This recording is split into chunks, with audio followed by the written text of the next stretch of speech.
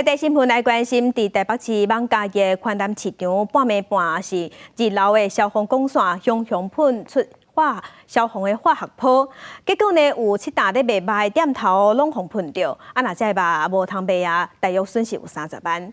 市场的主治会是表示，目前看起来敢若是鸟鼠去夹歹电线，才会发各样才会安尼，所以因伫休市的时讲的换电线，嘛会全面检查。液体一直喷落来，喷到四围拢是室内空间，突然降落有泡的水。那个要去洗掉哦，这是化学的，那个东西都毁了。滴滴答答落袂停，现场如畅畅。位伫台北市的宽南市场，离透早1点外，店头拄啊开工，排大做生意。消防管线突然喷水，连续喷出化学泡，附近的单位事物全拢受影响。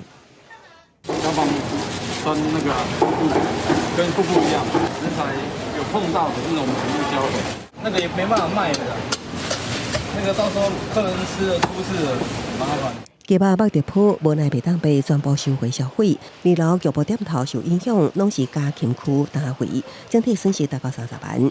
经过消防设备师到场调查了后，宽南市场主治会初步判断，消防设备管线和鸟鼠加破电线，才会造成受到来引起喷水。强调休市了后换电线，全面检查所有电线。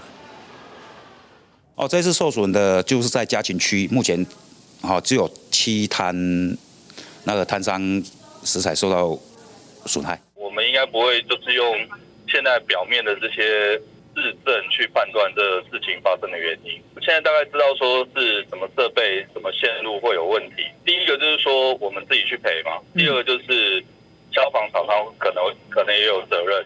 虽然主治会讲鸟鼠甲破电线造成的，也毋过台北市市场处表示，什么原因造成受到，也爱去调查，到底是市府管理无做好，和鸟鼠弄入来，也是消防厂商设备巡检无落实，责任归属等待厘清。只是消防安全设备关系人命，相关有防作为，拢应该更加加强，无应该出现任何过样。记者综合报道。